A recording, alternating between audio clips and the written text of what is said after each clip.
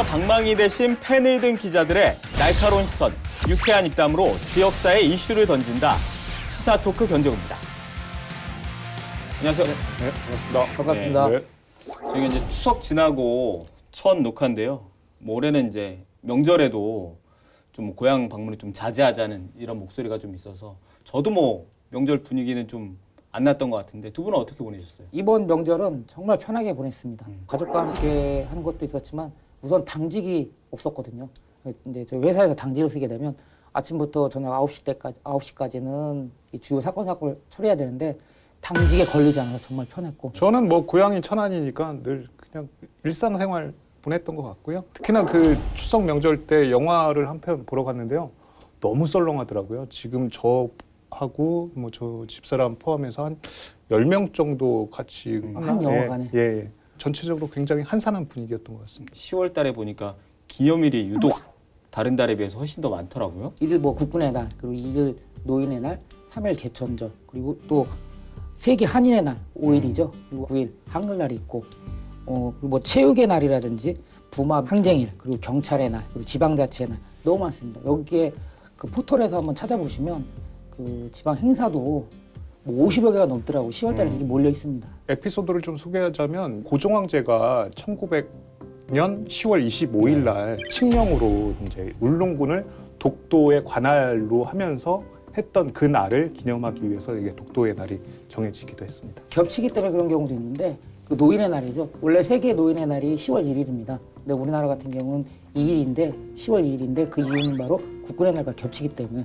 그만큼 10월달에 행사가 많은 것 같습니다. 하루 건너 하루가 이제 거의 기념일인데 정작 뭐 쉬는 날은 별로 없던데요? 그러니까 기념일과 휴일은 분명히 구분을 해야겠죠. 이게 전체 다 쉬면 얼마나 좋겠습니까? 네.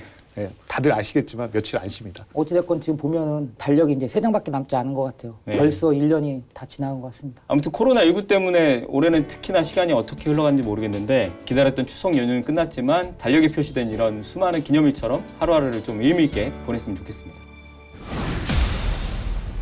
금년 재협상을 하겠다 이렇게 말할 정도로 비판 수위가 굉장히 높았던 걸로 부속 합의라는 게 나오기 이전에 협상이라는 게 있어야 되기 때문에 그 재협상을 통해서 저는 본 협상에 대해서 추가 협상을 하지 못했다라는 부분에서 굉장히 이게 굴욕적이라고 저는 단독 형의는 이제 대전이 선정됐는데 우리가 9대1 저희 천안시가 선정된 복합형이 천안화산이 굉장히 창업 입지가 굉장히 좋습니다. 그래서 그 창업 입지를 더 극대화시켜서 추석 전에 이제 천안에 굵직한 이슈가 두 가지 있었잖아요. 하나는 이제 천안시하고 대한축구협회의 대한민국 축구종합센터 NFC라고 하죠. 그 재협상 결과가 나온 게 하나 있고 또 하나는 중소벤처기업부가 추진하는 스타트업 파크에 선정이 된 건데요. 먼저 축구종합센터 재협상에 대해서 얘기를 해볼 텐데 유 기자께서는 일단은 재협상 이런 표현 자체도 좀 문제가 있다 이렇게 보시는 것 같은데. 재협상이라는 표현은 천안시에서 하는 거고요. 대한축구협회에서는 부속합의라는 용어를 쓰고 있죠.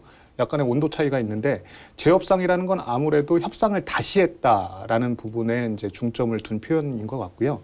그 반대로 부속합의라고 얘기하는 대한축구협회에서는 협상을 다시 한 건 아니다. 그냥 추가적인 협의만 이루어진 것이다. 그러니까 재협상은 아니다라는 것에 좀 방점을 찍은 것 같아요. 그런 온도차가 좀 있어 보입니다. 천안시의 입장은 이제 그 부속 합의라는 게 나오기 이전에 협상이라는 게 있어야 되기 때문에 그 재협상을 통해서 부속 합의서가 나왔다 이렇게 주장을 하거든요. 재협상이라는 용어 안에는 이제 부속합의도 포함되어 있다 뭐 이렇게 네. 보는 것 같은데요. 어찌됐건 그 천안시로서는 지금 9월 22일이죠. 그 대한민국 축구종합센터 이 건립사업 협약에 부속 합의서를 체결했는데 천안시는 부속 합의에서 굉장히 높게 평가를 했습니다.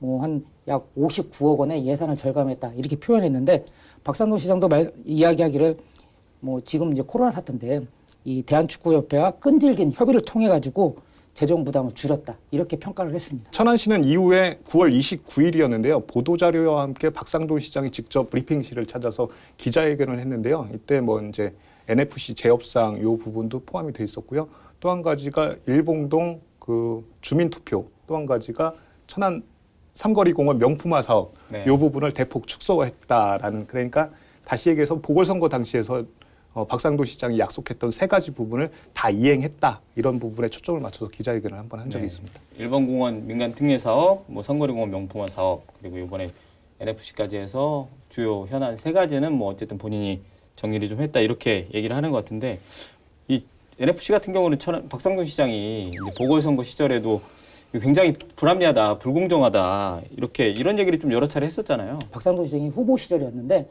그때 당시에 전임 지도부를 충분히 이해한다. 하지만 충남도와 천안시가 그 재정적 독박을 쓰면서 잘못된 행위라며 그 전면 재협상을 요구할 계획이라고 밝혔습니다. 그렇기 때문에 당선이 된다면 이런 불합리한 부분을 꼼꼼히 살펴서 다시 그 조정해 나가겠다. 여러 차례 강조했습니다. 말씀하신 대로 전면 재협상을 하겠다 이렇게 말할 정도로 비판 수위가 굉장히 높았던 걸로 저도 기억을 좀 하고요.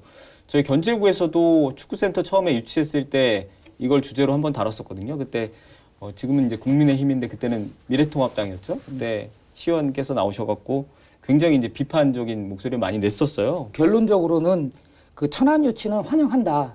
하지만 이제 협약서 내용에 동의할 수 없다. 그렇기 때문에 재협상이 필요하다. 이렇게 주장을 했던 내용인데 그 주장의 근거는 매년 약 100억 원 상당의 프로축구단 운영비 그리고 축구박물관이라든지 축구센터 시설물 관리 등으로 10년간 한 3천억 원에서 4천억 원의 예산이 소요될 것이라고 주장을 했습니다. 네. 그리고 또 이제 그 대한축구협회와 협약 시 준공 지원 배상금이라든지 이런 독소 조항이 있다고 하면서 반발을 했었고요. 박 시장이 이제 공식석상 뭐 기자들 만날 때도 그렇고 협회하고는 어떻게 되고 있냐 이렇게 물어보면 항상 뭐 물밑 접촉을 꾸준히 하고 있다, 계속적으로 하고 있다 이런 얘기를 몇 차례 했었거든요. 그래서 뭐 저희 기자들도 그렇고 협상을 좀 천안시에서 박 시장이 또 어떻게 이끌어갈지 이런 부분에 대해서 관심 좀 높았던 게 사실인데 그래서 결과적으로 합의안에는 좀 어떤 내용이 좀 담겼습니까? 네, 총 4가지인데요. 천안시 축구발전기금 조성 5년 유예, 프로축구 K리그2 참가 네. 1년 유예, 그리고 국가대표 경기 연 1회 무료, 그 유소년, 청소년 전국축구대회 신설 및 10년간 운영, 뭐 이렇게 4가지 조항을 부속합의에 담았는데요. 이 중에 굳이 본협상과 연관을 짓는다면 1년과 5년 유예했다라는 부분, 이 부분만 뭐 굳이 본협상과 조금 연관성이 있지 나머지 2개는 그냥 추가적인 합의라고. 이게 진정한 의미에서 부속 합의가 아닌가? 아무튼 뭐 하나하나씩 좀 자세히 살펴볼게요. 발전기금 같은 경우는 원래 이제 올해부터 2020년, 그러니까 올해부터 10년 동안 2029년이 되는 거죠. 10년 동안 1년에 10억씩 해서 100억을 이제 조성하겠다는 거였는데 이제 5년을 미뤄서 2025년부터 10년, 그러니까 2034년까지 조성을 한다는 거잖아요. 이 기금으로 인해서 천안시는 약 그 3억 원의 예산을 절감할 수 있다고 했는데 매년 10억씩 해서 10년간 100억인데 5년간을 미뤘기 때문에 그 5년간 그 10억씩 원래 들어가는 50억 원을 5년간 미루다 보니까 1년에 그 이자를 2%로 계산한다고 하면 5년 동안 한 3억 원의 예산을 절감했다. 이게 천안시의 설명입니다. 근데 그게 되게 조삼모사인 게요. 5년은 미뤄졌어요. 그런데 다시 생각해보면 5년 더 내야 되는 거거든요. 그럼 나머지 끝에 있는 5년은 천안시의 손실이다라고 봐야 되는 거잖아요. 그러면 5년 3억 절감했고 5년 그 끄트머리에 있는 5년은 손실이니까 뭐 똑같은 거 아닌가요? 이런 계산이 어떻게 이루어지는지 좀 이해하고요. 그리고 천안시 축구 발전 기금이라고 해서 이제 천안의 축구 발전을 위해서 사용한다라고 표현을 하고 있는데 이게 뭐 대한축구협회하고는 조금 해석이 좀 다른 것 같아요. 대한축구협회에서는 그냥 축구 발전 기금 정도로 생각을 하고 있고, 근데 다만 천안시는 천안시라는 명칭을 붙이는 이유가 이 기금을 어차피 예산 심의 의결을 거쳐서 천안시의 심의 의결을 거쳐서 이제 통과돼야만 사용할 수 있는 기금이기 때문에 천안시를 위한 목적이 아닐 때에는 천안시의회를 통과할 수 없다. 그렇기 때문에 천안시 축구 발전 기금으로 봐도 무관하다라는 이런 자의적 해석을 하고 있는 거고요. 여러 가지 양보를 해서라도 그런데 이거는 부속 합의의 성과가 아니라고 보는 게 뭐냐면 이 천안시의회 심의 의결은 본 합의를 바탕으로 하더라도 이 의결은 거쳐야 되는 부분이거든요. 이걸 굳이 재협상의 성과라고 표현하는 거는 좀 무리가 있다라고 저는 생각합니다. 원래는 2020년부터 29년까지였는데 29년에서 이제 5년이 미뤄진 거니까, 그러니까 기금 조성이 마무리되는 시점도 5년이 미뤄지게 되니까 이게 예산 절감이 실제적으로 맞는지 좀 살펴봐야 되는 부분이 될 것 같고, 또 말씀하신 것처럼 천안시 축구 발전 기금이라고는 합의서에 써 있는 것 같아요. 근데 이게 명백히 진짜로 천안시 축구 발전을 위해서만 사용되는지에 대해서는 조금 구체적으로 담겨 있지는 않아서 천안시에서는 뭐 천안시를 위해서 쓴다고는 하지만 확실히 이런 건지는 조금 더 살펴봐야 될 것 같아요. 그러니까 미래에 조성될 NFC 에서 뭐 유소년 전국 축구 캠프가 열린다라고 가정을 해보자고요. 여기에 이제 축구 발전 기금이 사용돼야 된다라고 심의를 요청을 하면 이걸 과연 천안에서 열긴 하지만 이걸 천안시 축구 발전 용도로 봐야 할 것이냐라는 부분은 굉장히 이제 갈등이 심각해 보이지 않으십니까? 이런 부분이 굉장히 많을 거라는 저는 생각이 드는 거죠. 앞서 유창현 기자가 얘기한 것처럼 그 천안시라는 명칭이 있기 때문에 시의회를 분명히 통과를 해야 되거든요. 그렇게 되면 천안시에서 반대를 한다고 하면 그 기금은 사용을 못할 거라고 생각을 해요. 그렇기 때문에 이번 합의서 중에 뭐 예산 절감도 중요하지만 그 내용 중에 천안시라는 걸 넣었다는 데 저는 큰 의미를 두고 싶습니다. 근데 다시 얘기하지만 천안시 의회 심의 의결은 부속 합의가 없었더라도 이걸 반드시 거쳐야 되는 조건이었던 거예요. 그거를 굳이 여기 재협상, 부속 합의로까지 끌고 와서 우리의 성과다라고 하는 거는 저는 천안시가 과하게 지금 뭐 포장하고 있다라고 저는 이번에 부속 합의를 하게 된 결정적인 계기가 있다고 봐요. 그 이유는 뭐냐면 천안시가 그동안 지방채가 없었거든요. 하지만 올해 지금 초기에 260억 그리고 이번에 560억에서 약 860억 정도를 지방채를 발행을 하게 되거든요. 그 발행하게 된 원인이 뭐냐? 이 코로나로 인한 사태와 그리고 그 수해복구 여기에 그 지방채 발행을 하는데 천안시로서는 어찌됐건 지금 내년부터 올 하반기부터 본격적으로 이 NFC를 직접 추진을 해야 되는데 그 상황이 마련되지 않은 거고 앞서 얘기했듯이 박상돈 시장도 그 축구협회와 함께 찾아가서 끈질긴 협의를 했다는 거는 지금 상황이 이러다 보니까 다시 어떤 협의서가 필요하다. 그러다 보니까 예산 절감이라든지 좀 연기가 돼야 되는지 이 부분에 좀 강조를 한 것 같아요. 발전 기금이라고 하면 천안시 축구 발전 말고도 이제 다른 발전 기금 있잖아요. 뭐 장학 기금도 있고 그러면 용처가 분명히 있잖아요. 이 기금은 어디에 사용될 것이라는 것이. 근데 합의서에는 없지만 이면에 뭐 이 발전 기금 어디 사용한다라는 것들이 이면 합의에 뭐 상호 합의가 돼 있는 내용인지는 모르겠으나 딱 이것만 봤을 때는 천안시 발전기금, 축구 발전기금이 어디에 사용될지 모르니까 지금은 그렇죠. 네. 이런 것들이 좀 더 명확히 돼서 진짜 천안시 발전에 사용됐으면 좋겠다라는 게 이제 저희들 마음인 것 같고요. 저는 이제 다른 것보다는 그러니까 프로축구 구단 창단이 이제 1년 미뤘다고 하잖아요. 이게 미뤘다는 게 예산 절감이나 성과로 평가받을 만한 일인지는 저는 좀 의문이 좀 들더라고요. 일단은 천안시가 이제 구단주가 되는 거잖아요. 창단이 되면. 근데 구단주가 스스로 프로축구 구단을 창단하는 걸 예산 낭비라고 일단은 보는 인식이 있다는 것이고 밑바탕에는 그리고 이런 인식으로 구단을 나중에 창단했을 때 어떻게 이끌어갈지 좀 걱정이 되더라고요. 벌써부터. 부속 합의 중에 가장 그 예산 절감의 큰 규모가 프로축구 창단을 네. 미뤄가지고 한 50억 원을 절감했다고 하는데 그 근거는 뭐냐면 천안시 설명으로는 그 1년의 운영비가 그 인근 대전 시티즌의 경우 101억 원이랍니다. 그리고 안산이 60억 원 규모. 따라서 이제 참가 1년을 그 유예하다 보니까 그러니까 2022년에 참여하기로 했죠. 1년 평균 그 운영비 50억 원을 절감했다. 이것이 천안시의 설명입니다. 말씀하셨듯이 창단과 함께 연간 50억은 손실이다라는 네. 이런 생각을 가지고 지금 구단을 운영하려고 하는 이 자세부터 잘못됐고요. 반대로 좀 흑자 구단을 한번 생각을 해보자고요. 멀리 갈 것도 없이 천안에 현대배구단이라는 데가 있지 않습니까? 네. 여기가 한국 프로스포츠협회 성과평가에서 2년 연속 S등급을 받은 구단이에요. 뭐 흑자 구단이라고들 다들 하는데 더 놀라운 거는 이 구단의 수입 중에 47%가 티켓 판매 및 상품 판매에서 벌어들인다고 하거든요. 그러니까 별도의 광고 뭐 수입 외에 이렇게 실질적인 수입이 이 정도인데 만약에 여기에 대입을 하자면 천안시는 1년 늦게 한 게 그만큼의 수익을 더 창출하지 못하는 손실이 있지 않을까 하는 저는 그런 반론도 제기하고 싶습니다. 사실은 이제 프로 구단하고 K리그 2하고 단순 비교하는 건 사실 어려운 일이고 비교는 좀 어려울 것 같은데 아무튼 저는 이제 좀 전에 유 기자님도 말씀하신 것처럼 구단은 이제 운영해야 될 주체가 구단 운영에 대해서는 조금 원치 않는데 우리는 합의해서 따라갈 수밖에 없는 상황이라는 걸 인정하는 꼴이라서 이런 부분이 좀 문제가 있다고 좀 보여지고요.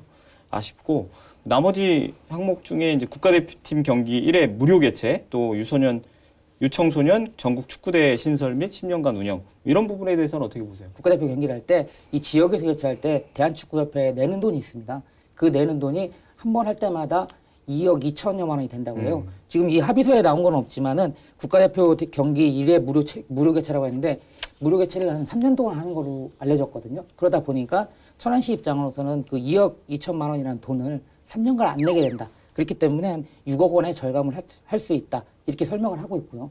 그 다음으로 이제 유소년, 청소년 전국 축구대 신설 및 그 10년간 운영한다고 하는데 이 부분에 대해서는 최근에 경주에서 열린 그 유소년 전국 유소년 호랑기 대회가 있어요. 이때 당시에 이제 보고서가 나온 걸 보면 그러니까 경제 유발 효과 평가 보고서에 500억 원이 나오더라고요. 그러다 보니까 이거는 유소년 축구만 그랬고 지금 천안시 입장으로서는 그 10년간 유소년과 그 청소년 축구 대회를 같이 하다 보니까 그리고 이렇게 하게 되면은 예선전까지 여기서 열다 보니까 2주가 아니라 3주간이 된다.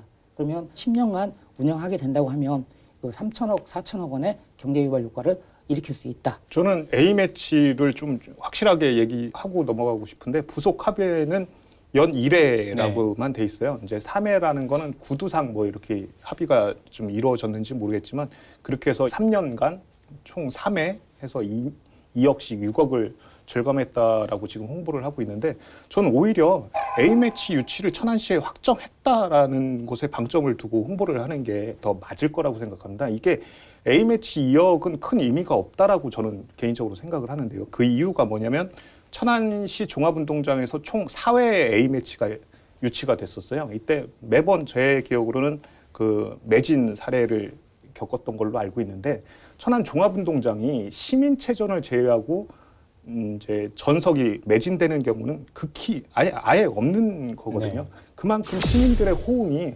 대단했다라는 평가를 받았을 땐 이 2억 원의 가치는 크게 의미가 없다라고 저는 오히려 좀 생각을 합니다. 또 이제 전국대회 같은 경우에는 이게 화랑기 대회 그 용역 결과를 천안시에 대입을 한 건데 경주와 천안은 완전히 이제 상황이 다르기 때문에 저는 그 근거를 인정을 할 수 없고요. 또 한 가지 그 정부는 공부하는 학교 스포츠라고 해서 모든 그 경기를 주말 리그로 배정을 했어요.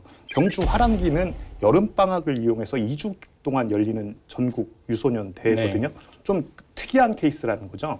다시 얘기해서 그 축구를 겨울에 할 수 없잖아요.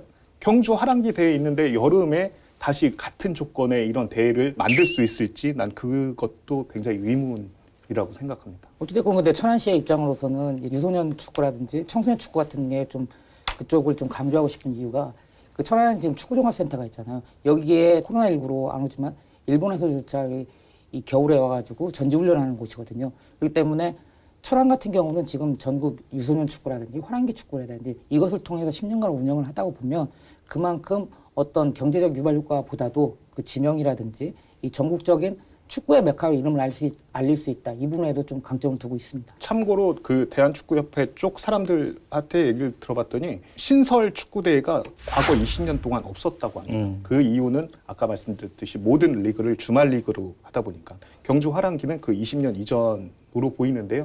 정확히 역사는 어떻게 되는지 모르겠습니다. 아, 그게 굉장히 오래된 거군요, 경기가. 예, 그렇게 됐기 때문에 그 대회는 유지가 될 수 있는 거고 신설되는 대회는 20년 동안 없었다고 합니다. 지난해 이제 협약을 체결했을 때 이제 논란이 됐던 것 중에 이제 가장 큰 것 중에 하나가 이제 준공이 늦어지면 지원에 따른 이제 보상금이라고 해야 되나? 지원금이라고 해야 되나?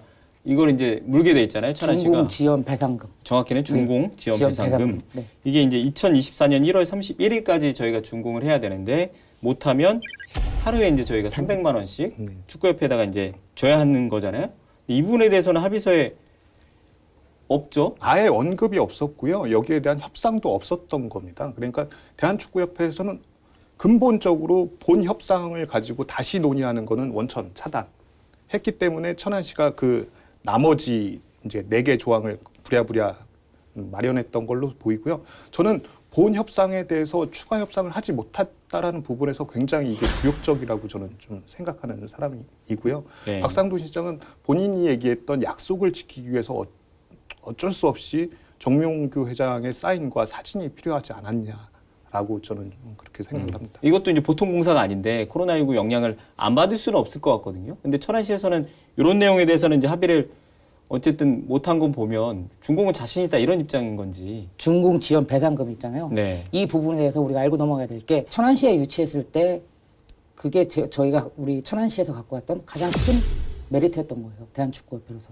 300만이라는 근거가 어떻게 나왔냐면 그 파주에서 이용을 하고 있는데 이때까지 대한축구협회가 사용을 안 하게 되면 파주 그 센터에 그 축구센터에 이들 사용료가 300만 원씩 내게 되는 네. 것을 천안시가 내게 되는 거죠. 그러다 보니까 준공기간은 충분하기 때문에 천안시로서는 가능하다는 입장이고 어찌됐건 이게 좀 굴욕적이라고 생각한다고 했는데 이 부분에 대해서는 좀 저는 좀 다르게 생각해요. 왜냐하면 박상돈 시장은 지금 기자회견을 통해서도 몇 번을 얘기했지만 뭐 본인도 직접 얘기를 해요. 당시 이제 후보 시절엔 근본적 재협상이 필요하다. 그래서 어디야 축구협회를 갔을 때도 몇 차례 방문을 했었지만 현 시장으로서 당선이 되고 난 다음에 어떤 걸 이렇게 보다 보니까 근본적으로 바꿀 수 없는 부분이 있었던 거고 다만 정치인으로서 내가 이걸 근본적으로 바꿀 수 있었느냐 없었느냐는 표현하기는 어렸을 테고 지금으로서는 이 가장 좋은 어떤 대안을 찾아서 나선 게 아닌가. 지금 재정적으로 너무 어렵기 때문에 그 대안으로 연기를 하게 되는 거고 예산 절감이라는 표현을 쓴 것이 아닌가. 저는 이렇게 보고 있습니다. 공사 관련해서는 지금 현재 뭐 착공을 하지는 않았고요. 행정 절차 그러니까 착공을 들어가기 전 단계에서 행정 절차가 이루어지고 있고요. 천안시는 내년 5월쯤에 착공을 하겠다라는 계획입니다. 이번 협약 두고 이제 박상돈 시장하고 이제 같은 당인 국민의힘 소속 시의원들도 조금 비판의 목소리를 좀 내고 있는 것 같은데 어떻습니까? 이해를 돕자고 하면은 이게 이제 전 더불어민주당 소속의 전 구본영 시장이 협약을 체결한 거고 여기에 대해서 당시 미래통합당 네. 그 미래통합 시의원들 그리고 당시 그 박상돈 후보 등이 이제 이 협상은 잘못됐다라고 주장을 했던 사람들이거든요. 네. 지금 현재 국민의힘으로 바뀌어서 당시에 그 본 협상이 잘못됐다고 했던 시의원 중에 김철환 시의원이 가장 이 부분에 대해서 좀 논평을 내고 있는데요. 한번 좀 그 워딩을 좀 읽어보면 네. 본질을 건들지 못했는데 재협상에 성공했다고 하는 것은 말장난에 불과하다. 터무니없는 근거로 경제 유발 효과는 포장했다. 뭐 이런 좀 강도 높은 워딩을 좀 하고 있는데요. 이게 근데 이 워딩이 어디 계속 이어질지는 좀 궁금합니다. 어쨌든 자당의 이제 네. 바뀐 시장이 자당의 시장이 돼버렸으니까 이게 계속 이어질지는 좀 궁금합니다. 그리고 한 가지 더 제가 오늘 이 주제를 가지고 견제고 녹화를 한다고 하니까 문자가 하나 왔어요. 지역 네. 축구계 꼭 소개를 해달라면서 문자가 와서 한번 좀 읽어드리겠습니다. 실명과 함께? 아니요, A씨라고 하겠습니다. 네. 지역 축구인 철저히 배제하고 외지인 공무원들로 구성된 협상안으로 협상안이다. 시민 의견은 들어보지도 않았다. 위약금이 몇십억 되더라도 공론화했으면 시민들이 공감했을 것이다. 뭐 이런 좀 의견을 좀 피력하기도 했습니다. 녹화 전에 잠깐 얘기 나눴는데 어쨌든 지역 축구계에서는 조금 어느 정도 입지가 있으신 분이잖아요. 네네, 그분이. 좀 실망하는 모습인 것 같아요. 아무래도 이제 더 이상 협상은 더 있을 리는 없을 것 같죠? 이번 협상도 박상돈 시장이 뭐 2차례, 3차례 이상 대한축구협회를 방문했다고 하는데 결론적으로 이 부속 합의서가 마련지게 된 원인이 코로나19에 따른 그 재난지원금이라든지 그리고 수해복구 이 가장 큰 예산 문제, 지자체에서 예산 문제에 따라서 그 사업 추진이 어렵기 때문에 그나마 좀 재협상이라는 표현은 좋아하지만 부속 합의가 이루어지지 않았나 이렇게 보고 있습니다. 천안 씨는 이제 하겠다고 여러 차례 얘기를 했지만 축구협회가 응하지 않을 거다라는 전망은 여러 곳에서 나오긴 했어요. 아예 응하지 않을 것이다, 협상 없을 것이다 이런 전망은 있었기 때문에 그나마 이제 코로나19 때문에 코로나 전국이 아니었으면 협상 테이블에 아예 앉지도 않았을 것이다 이런 얘기를 좀 많이 나오는 것 같고요. 민주당에서는 뭐래요? 이번 결과 두고. 현재로서는 아직 뭐 아무런 논평을 내놓지 않은 상태입니다. 뭐 개인적 의견이 있겠지만은 당 차원에서 거론할 수 있는 내용은 아닌 듯 이렇게 보여집니다. 맨 처음에 협약서를 체결한 게 이제 민주당 시장이었던 전 구본영 시장 때 체결을 해놓은 거고 또 본인들이 다수당일 때 지금도 다수당이지만 다수당에서 통과를 시킨 아니기 때문에 좀 애매할 것 같은데. 그러니까 지금 현재 뭔가 비판의 목소리를 내면 마치 본협상이 잘못됐다라는 걸 시인하는 네. 형 그런 모양새가 될 있으니까, 수도 있죠. 예. 네. 그러니까 거기에 대해서 굉장히 조심스러운 모습은 좀 보이고 있는데요. 근데 저변에 그 이번 재협상 부속 합의가 잘못됐다라고 얘기하는 시의원들은 그 민주당 소속 시의원들은 좀 있는 것 같습니다. 그래서 그 사람들은 지금 뭐 행정사무감사나 뭐 시정 질문을 통해서 이 부분을 좀 한번 언급을 네. 한다라고 하는데 어찌됐든 국민의힘 입장에선 자당의 시장인 거고 민주당 입장에선 그 본 협약을 한 전 시장을 겨냥할 수 있는 부분이기 때문에 이게 앞으로 행정사무감사나 시정 질문이 어떻게 흘러갈지는 좀 관심 있게 지켜봐야 될 것 같습니다. 네. 유 기자께서는 이제 이번에 협상 관련해서는 여러 차례 비판적인 시각으로 보도를 좀 하셨는데 유 기자님 보는 가장 큰 문제점은 뭐라고 보세요? 유예한다는 내용만 있을 뿐 본질에 대한 전면 재검토는 전면 없었다라고 좀 보는 거고요. 네. 그러니까 저기 박상돈 시장이 그 최초에 가졌던 그 뭐 소송까지 불사하겠다라는 그런 의지를 가지고 원점에서 재검토를 했더라면 더 좋은 결과가 나오지 않았을까 하는 생각이거든요. 협상을 하다가 뭐 밀고 당기고 서로 이런 절차에서 좀 이런 안이 나온 게 아니고 시작부터 좀 숙이고 들어갔다 이렇게 예, 보시는 천안 거예요? 씨는 처음부터 본 합의에 대해서는 이제 대한축구협회가 너무 고자세로 나오니까 본 합의에 대해서는 처음부터 뭐 협상할 생각을 네. 하지 못했던 것 같고요. 오히려 그 4가지 합의안을 가지고 갔는데 그 뭐 에피소드일 수 있을까요? 그 A매치 같은 경우에는 총 6번을 요구를 했다가 구두로 3회 그 합의문에는 한 1회로 좀 깎인 걸로 저는 알고 있습니다. 축구 종합센터 관련해서는 좀 이 정도로 마무리를 하려고 하는데 앞에서도 뭐 이런저런 얘기 해주셨지만 마지막으로 총평을 좀 듣고 싶거든요. 뭐 잘한 건 잘했다, 못했다, 뭐 제안도 좋고요. 대한민국 축구종합센터를 그 정쟁의 도구로 삼지 않기를 바랄 뿐입니다. 네덜란드의 그 UN 스튜디오라고 해서 여기서 이제 그 마스터 플랜을 설정하게 됐거든요. 그 설정하게 되면 단순히 타주에 있는 그런 축구센터처럼 선수들이 와서 운동만 하는 게 아니라 정말 그 시민들도 만나고 IT 기술도 접목시키고 또 우리가 명소로 활용할 수 있는 전 세계적인 축구종합센터가 될 수가 있다고 봅니다. 이 기자의 생각처럼 그 대한민국 축구 센터가 천안에 입지하면서 대한민국 축구가 발전하고 이런 부분에는 뭐 적극 동의하죠. 모든 축구인들 뭐 천안 시민 모두 동의를 할 겁니다. 다만 이거인 것 같은데요. 대한민국 축구를 위해 천안시가 희생되는 일은 없었으면 좋겠다라는 생각을 합니다.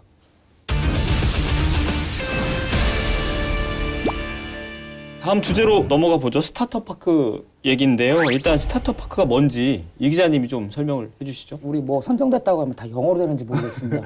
힘들어 죽겠습니다. 편하게 스타트업 파크잖아요. 네. 우리가 보면 그 스타트, 시작, 그리고 업, 그러니까 위로 올린다. 네. 이런 식이거든요. 그러니까 다시 말해서 그 창업을 통해서 청년들의 꿈을 시작하고 그리고 그거를 높여주고 그 꿈을 성장시켜주는 공간이다. 이렇게 해석하는 게 좋습니다. 그러니까 스타트업 파크는 미국의 실리콘밸리라든지 그리고 프랑스의 스테이션 F 이런 곳처럼 그 창업 벤처 생태계 구성원들이 이 자유롭게 소통하고 협업하는 공간이다. 이렇게 설명할 수가 있습니다. 박사님다운 명료한 설명 잘 들었고요. 저는 이제 개방형 혁신 공간이다. 뭐 이게 핵심인 것 같아요. 그렇고 이번 발표자를 보니까 단독형, 뭐 복합형 이렇게 2가지 방식이 있던데 이게 뭐 차이가 어떤 거예요? 단독형은 이미 인프라가 모두 구축된 곳에 스타트업 파크를 조성한다라는 네. 건데요. 뭐 네트워크, 뭐 주거, 뭐 인프라, 뭐 모든 조건이 갖춰진 곳에 스타트업 파크를 조성하는 게 단독형입니다. 네. 복합형은 반대로 대한민국 뉴딜 사업 중에 그린 뉴딜과 연계해서 그린 스타트업 타운을 조성하는 것인데요. 다시 얘기해서 복합형 스타트업 타운을 통해서 도시 재생까지 꾀한다라고 좀 생각하시면 될 것 같습니다. 경쟁률을 제가 좀 찾아보니까 단독형에는 이제 대전이 선정됐는데 여기가 9대1. 저희 천안시가 선정된 복합형이 이제 천안하고 광주, 구미 세 곳이 참여해서 3대1을 기록했거든요. 뭐 3대1이라고는 하지만 뭐 유치 과정이 굉장히 치열했다고 그래요. 천안시 얘기로는 두 도시가 너무 조건을 잘 갖춰가지고 좀 끝까지 마지막까지 긴장의 끈을 놓지 못했다 이렇게 얘기하고 있거든요. 근데 천안시가 선정된 이후로는 제가 봤을 때는 정주 여건이라든지 그리고 네. 또 천안에 대학이 많잖아요. 그런 여러 가지 복합적인 작용에서 유치에 큰 도움이 됐다 이렇게 보고 있습니다. 사업 규모로 보니까 대지 면적이 7,335제곱미터에 연면적이 17,640제곱미터인데 운영은 이제 충청남도하고 충남정보문화산업진흥원이 이제 맡게 되네요. 운영이야 뭐 누가 하던 그게 중요한 건 아닌 것 같아요. 여기에는 그 스타트업 파크 외에도 복합 허브센터 구축도 추가 지원될 거거든요. 그렇게 된다고 하면 약 그 800억 원 정도가 투입이 되는데 네. 저는 이 사업이 선정됐다고 해서 좋아하는 게 아니라 이 사업으로 인해서 그 주변이 완전히 그 원도심이 활성화가 될 것이라 보여지고 있습니다. 천안시에서 조심스럽게 발표한 것이 그 최근에 이제 공공주도 도시개발 사업 여기에는 충남개발공사 함께 사업을 하게 되는데 뭐 아직 확정된 건 아니지만 이 주변에 1,200가구의 아파트도 주상복합 아파트도 들어설 계획인 걸로 알려졌거든요. 이렇게 되다 보면은 그 스타트업 파크와 복합 허브센터 그리고 주변에 동남구청사와 함께 어우러져 아주 그 원도심이 크게 발전하지 않을까 이렇게 생각하고 있습니다. 천안 스타트업파크 이름도 정해졌다면서요? 네, 이노스트 타운이라고 정해졌는데요. 저 네. 지금 긴장하고 있습니다. 지금 영어 할 거거든요. 네, 일단은 카투사 출신이라는 걸 미리 말씀드릴게요. 네. 아니 정말 왜 이렇게 영어를 가져다가 이렇게 붙여놓는지 참 모르겠습니다. 그리고 지금 왜 이거 여쭤보냐면 제가 어려워서 드린 거거든요. 제가 읽어보겠습니다. 네. 인스파이어 크리에이티브 네트워크 허브 내비게이트 유니콘 오픈 스타트업 타운. 네? 지금 뭐 해석이 되시나요? 제가 대충 해석해 보니까요. 창의적 영감을 주도록 중점적으로 모아놓은 혁신적 신생업체 마을 뭐 이렇게 좀 스스로 해석을 해봤는데요. 이거 아무도 누구도 해석하지 못할 거라고 저는 생각이 듭니다. 그래서 그 시청 담당자한테 물어봤더니 시청 담당자도 잘 모르더라고요. 그래서 누가 졌는지도 좀 모르고 그냥 단순히 그 이노스트 타운이라고 이게 고유명사처럼 좀 이해해달라는 얘기를 전해 들었습니다. 지금 뭐 기업을 운영하시는 분들도 있을 테고 뭐 예비 창업가 분들도 계실 테고 이번 스타트업파크 선정이 좀 기대를 좀 많이 모으고 있을 것 같아요. 천안시 입장으로서는 지금 천안시의 산업 구조가 제조업 산업 중심이거든요. 하지만 우리가 코로나19로 이게 빠른 변화가 왔고 그동안 천안시에서도 이 제조업 중심을 어느 정도 좀 탈피해야 되지 않느냐 이런 게 있는데 지금 아주 긴급한 상황이 된 거죠. 이렇기 때문에 여기에 획기적인 산업 구조가 절실한 상황에서 스타트업 파크가 만들어지기 때문에 그만큼 기대가 큰 겁니다. 스타트업 파크 유치는 이게 천안시가 한 단계 도약할 수 있는 절대적인 계기가 충분히 될 수 있을 거라고 평가를 하고 싶고요. 이게 특히나 저기 뭐 어느 도시나 다 마찬가지지만 원도심과 신도심의 이게 이제 격차가 굉장히 크잖아요. 이 격차를 단박에 이렇게 극복할 수 있는 그런 계기가 될 수 있을 것 같고, 뭐 이제 녹색창이나 뭐 카카땡 같은 그런 기업이 천안에서 탄생하지 않으란 법이 없으니까요. 한번 열심히 응원해 보도록 하겠습니다. 네, 뭐 저희가 오늘 주제를 이제 두 가지 NFC하고 스타트업파크 두 가지를 좀 나누다 보니까 시간이 꽤 많이 흘렀거든요. 지역에서 이제 벤처 창업 전문가로 활동하고 있는 한 분을 오늘의 구원투수로 모셔보도록 하겠습니다. 시사토크 견제구 오늘의 구원투수 입장합니다.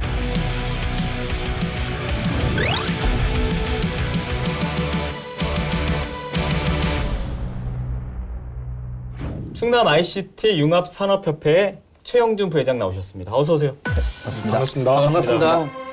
저희가 좀 뒷조사를 해보니까 하시는 일이 굉장히 많더라고요. 구체적으로 어떤 일 하시는 분인지 직접 소개를 좀 해주세요. 사실 제가 창업은 2001년에 한 번 했었는데 네. 잘 안 됐었고요. 그래서 2004년에 다시 창업한 IT 기업을 운영하다가 이제 사무국장 하면서 다시 벤처기업에서 좀 알게 됐고, 그 다음부터 이제 벤처협회 사무국장을 하면서 굉장히 많은 이제 지역의 정책들에 대해서 같이 참여하고 또 뭐 언론이라든지 각종 간담회들에 참여하면서 같이 제안하고 그런 활동들을 하고 있습니다. 충남 ICT 융합산업협회 이제 부회장으로 저희가 모셨잖아요. 단체가 어떤 단체인지 좀 소개를 좀 해주세요. 기존에 이제 제조업 중심의 천안 아산이 특히 기계장치 중심의 벤처 산업이 중심입니다. 근데 최근에 흐름이 아시는 것처럼 스타트업이 나오면서 이제 디자인이라든지 소프트웨어 분야 아니면 정보통신에서도 약간 소프트적인 것, 뭐 3D 프린터라든지 이런 분야가 굉장히 발달하는데 제조업 중심의 틀이 잘 바뀌지 않는 거죠. 기업의 내 어떤 네트워크라든지 정책이라든 것이.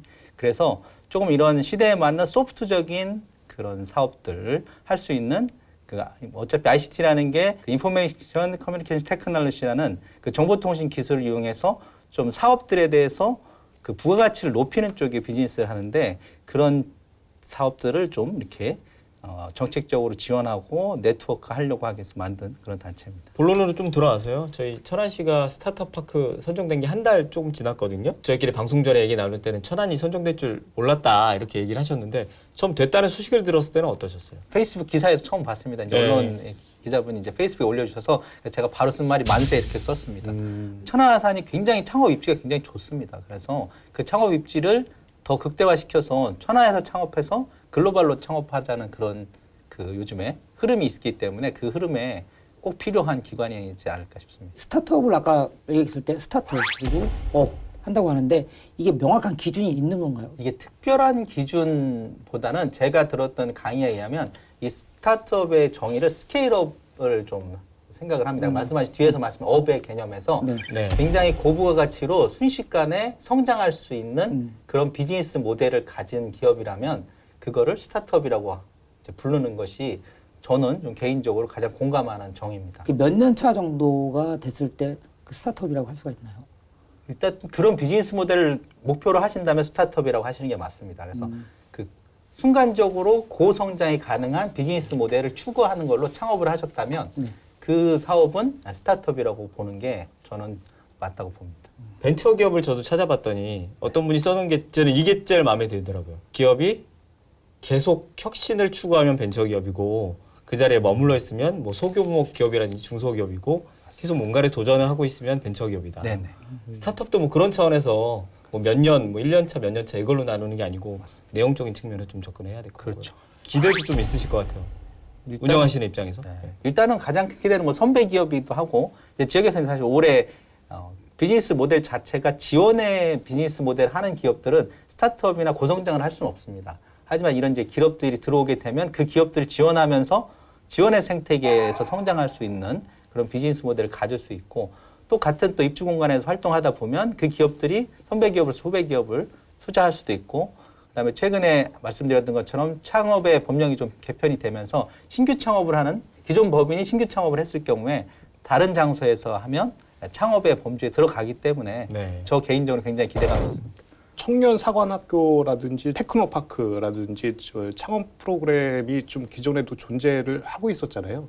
그럼 앞으로 들어오게 될 이 스타트업 파크와는 어떤 차별성을 갖게 될 건지 혹시 그려지시나요? 굉장히 다양한 창업 지원 사업과 공간 지원 사업이 있습니다. 새로 유치된 스타트업 파크가 그 모델을 정도의 지원만 한다면 제가 보기에는 굉장히 부족할 거라고 보고요. 네.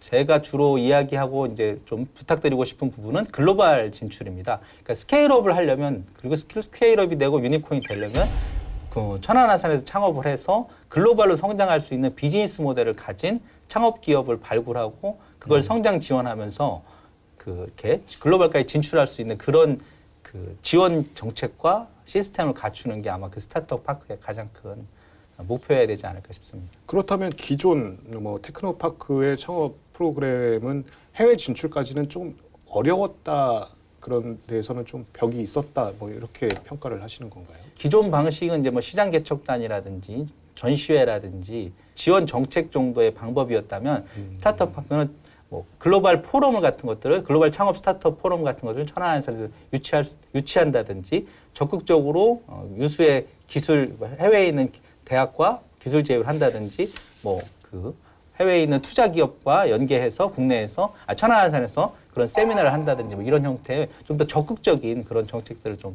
펼치면 어떨까 이렇게 생각하고 있습니다. 계획상으로는 500개 기업을 이제 스타트업 파크에 이제 유치하는 게 이제 계획상으로 나와 있더라고요. 근데 이 정도 규모면은 지역에서 소화하기는 충당이 안 될 거고 아무래도 외지에서 많이 올 거 아니겠습니까? 그렇게 되면은 이제 여기서 뭐 기업을 키워서 말씀하신 대로 뭐 글로벌 기업으로 육성하는 것도 좋고 뭐 수도권으로 넘어가는 것도 좋은데 어쨌든 이 지역에 저희 천안시 예산도 상당수 들어가는 부분이잖아요. 이런 부분에서는 원래 있는 기업들하고의 뭐 연대도 좀 필요할 것이고 또 지역에 좀 뿌리를 좀 내리게 하는 것도 여기서 이제 성장해서 나가는 게 목적이면 저희 지역에서는 좀 아쉬운 마음이 좀 드니까 그런 부분에 좀 어떤 역할을 좀 기대하고 계시나요? 기존 기업들의 성장, 아까도 말씀드린 천안아산을 기반으로 성장한 선배 벤처 기업들 중에서 성장한 기업들이 굉장히 많습니다. 그 기업들과의 연계 구조를 어떻게 하느냐가 저는 굉장히 중요하다고 봅니다. 그리고 기존에 계속 영속적으로 10년, 15년 정도 벤처 기업을 하지만 말씀드렸던 지원 비즈니스 모델을 가진 기업들도 같이 입주 공간에 입주를 해서 서로 연계하게 해서 서로 상승한 효과가 나게 되면 설령 그 기업이 약간 이전하게 되더라도 다른 기업과의 연계 구조 속에서 또 남는 것도 있기 때문에 그런 부분들을 좀 더 고민을 해주는 게 제가 보기엔 타 지원 기관하고 좀 다른 정책이지 않을까 싶습니다. 어디에 투자할지 고민을 하고 있는 투자자들도 계실 거 아니에요. 근데 이런 개방형 공간이 마련이 되면 그분들에게도 조금 용이하지 않을까 이런 공간이 생김으로 인해서 그런 부분에서 또 투자를 받을 수도 있으니까 기존 기업들이 또 기대하는 부분도 있으실 것 같은데요. 그 부분에 대해서는 최근에 크라우드 펀딩이 굉장히 와디즈가 굉장히 많은 성장을 했습니다. 네. 그래서 이 크라우드 펀딩 방식을 통한 투자자들, 특히 최근 젊은 층에서 이제 주식 투자라는 것에 굉장히 열풍을 보이고 투자라는 거에 대해서 굉장히 호의적이기 때문에 이분들을 갖다가 말씀하신 개방형 공간에 어떻게 끌어낼 것이냐의 문제입니다. 그래서 창업 자원도 전국적으로 사실은 공개를 할 거기 때문에 이 투자 유치의 영역, 그러니까 투자 인프라의 구축에 있어서 뭐 미스터 트롯 같은 방식으로 그런 투자 IR 같은 거를 생방송을 하면서 언론하고 연계하고 전국적으로 질의응답을 받는다든지 하면서 투자를 연계하거나 하는 그런 방식으로 저는 좀 하면 어떨까 이렇게 생각을 합니다. 지금 기사를 하나 봤는데 실패해도 괜찮아 이거거든요. 혹시 보셨나요? 네, 봤습니다. 저도. 보셨어요? 그러니까 실리콘밸리 얘기를 하는 것 같은데, 그러니까 믿고 이제 벤처 기업에 투자를 했으면 이 기업이 크게 뭐 부정적인 행위를 해서 뭐 기업이 망한 게 아니라면 또 믿고 또 지원을 해준다는 거예요. 그런 문화가 있다는 게 조금 부럽더라고요. 2년 전부터 재창업 지원 사업이 나오고 있는데요. 재창업 지원 사업은 실패하지 않은 기업은 도전할 수가 없습니다. 그러니까 파산했거나 아니면 이제 신용회복 단계에 들어가 있는 기업들의 대표자들만 도전할 수 있는. 부회장님도 이제 첫 번째 사업은 실패했다고 본인도 얘기하셨지만 성공하는 것보다는 실패할 확률이 훨씬 더 높은 거잖아요. 아마 창업 3년 이내에는 50% 정도가 아마 문을 닫으실 거고요. 창업 5년에 네. 7년이면 한 70% 정도는 문을 닫으신다고 봅니다. 아니면 이업종으로 약간 전환을 하신다든가 하는 게 아마 벤처기업 쪽도 거의 맞지 않을까. 폐업이 50%, 70% 얘기하면 어려운 기업들도 남아 있는 거지 버티는 거지 사실 성공했다고 보기는 어려운 거니까요. 훨씬 더 맞습니다. 성공하기는 어렵다.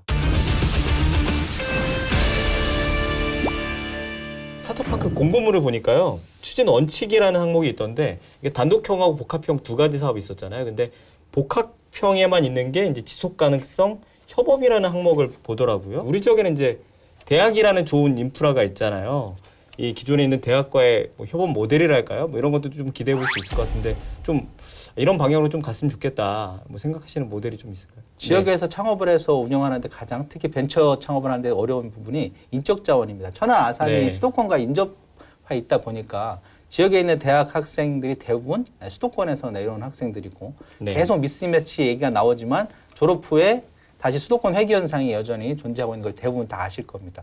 따라서 이 대학하고의 산학 협력을 해서 이 부분을 해결하지 않으면 지역에 있는 청년들만 가지고는 인적 자원을 충분히 해결하지 못할 겁니다. 그리고 그 벤처기업에 좀 이렇게 열정적으로 근무하는 직원들도 다시 재교육에 또 목적이 있는데 특히 대학원 같은 네. 거에 재교육 목적이 있기 때문에 대학과의 산학협력이 굉장히 중요한데 일단은 학부와의 협력에 있어서는 그 현장 학습 개념이 최근에 굉장히 많이 늘어나고 있습니다. 그래서 실질적인 현장 학습이 이루어질 수 있는 그런 제도들을 많이 최근에 발달을 하고 있는데 그런 부분들을 잘 연구해서 그 현장 학습이라도 지역 내에서 지역 기업, 지역 벤처기업 협력을 하게 되면 졸업 후에도 해당 기업에 근무할 수 있도록 좀 유도해주는 그런 정책을 했으면 합니다. 천안시가 테스크포스 팀을 이걸 구성을 했는데 지금 말씀하신 이런 고민을 해줬으면 좋겠는데 그 과연 가능할까요? 지금 구성원으로 봐서는. 천안 과학기술산업진흥원을 네. 이번에 개원을 하는 걸로 알고 있습니다. 천안 과학기술산업진흥원 처음에 계획을 짤 때도 그 생산기술연구원이라든지 기업인협회, 충남 북부상공회의소나 이런 기업인협회들이 같은 태스크포스로 좀 같이 활동하면서 기업인들은 전문적인 지식은 사실 없습니다. 행정이나 정책에 대한 전문 지식은 없지만 기업의 애로사항, 특히 창업 초기부터 어느 정도 성장할 때까지 애로사항에 대해서는 굉장히 많이 알기 때문에 그런 태스크포스 팀에 충남 북부상공회의소라든지 아니면 기타 뭐 기업인 단체에 그래도 의견을 좀 참고할 수 있는 그런 창구가 마련되거나 아니면 그 관련 사람들이 참여할 수 있으면 좋지 않을까 합니다. 꼭 성공 사례가 아니더라도 기존에 기업을 운영했던 기업들의 뭐 노하우라든지 아니면 뭐 말씀하신 대로 실패한 기업들의 오답 노트라도 공유해 주는 게 뭐 성장하는 기업들에게는 도움이 되겠죠. 일단 오답노트가 아마 저는 제일 중요할 거라고 봅니다. 네. 마지막으로요. 그 천안 스타트업파크 이렇게 됐으면 좋겠다. 뭐 지금 좀 전에 얘기하신 부분도 있지만 좀 바라는 점, 뭐 당부 말씀 부탁드릴게요. 계속 이제 반복적으로 사실 말씀드리지만 네. 천안 아산이 굉장히 성장한 이미 벤처 선배 기업들이 굉장히 많습니다. 그래서 이 선배 기업들의 어떤 멘토로서의 역할들을 어떻게 만들어낼 것이냐가 저는 중요하다고 보고요. 그 다음에 그 창업을 해서 성장하는 거에 대한 노하우나 역량들은 좀 어느 정도 쌓여 있습니다. 기업인들의 네트워크라든지 지원기관들이 충분히 많이 있고 지역에 있는 언론이라든지 이런 부분들도 굉장히 성장해 있다고 천안 아산 봅니다. 다만 그 외에 주식회사로 창업을 해서 성장을 하는 데 필요한 금융이라는 부분, 그다음에 기업 법무라는 영역, 그다음에 글로벌 진출, 그다음에 투자 유치 이런 부분에 대한 네트워크를 어떻게 성장시키냐가 인프라를 어떻게 성장시키냐가 저는 굉장히 중요하다고 봅니다. 그래서 그 입주 공간에 대한 제공이라든지 기존에 하고 있는 부분들은 굉장히 잘하실 거라고 보고 그 외에 부족해서 글로벌 성장한다는 목표를 가지고 부족한 부분이 뭘까를 좀 연구를 해서 고민을 해서 좀 해주셨으면 좋겠다 이렇게 생각합니다. 스타트파크 이제 시작이니까요. 저희가 또 기회 되면 또 모시도록 하겠습니다. 오늘 말씀 고맙습니다. 네, 감사합니다. 네, 감사합니다. 대한민국 축구종합센터와 스타트업파크는 천안이 치열한 경쟁을 거쳐 유치한 굵직한 사업들입니다. 지역 발전에 견인차 역할을 자처했던 만큼 기대가 큰 것도 사실인데요. 그러나 유치전에서의 승리는 시작에 불과합니다. 수백억에서 수천억 원의 예산이 투입되는 만큼 사업 추진 과정 역시 보다 면밀히 살펴봐야겠습니다. 오늘 시사토크 견제구는 여기까지입니다. 시청해주신 여러분 고맙습니다.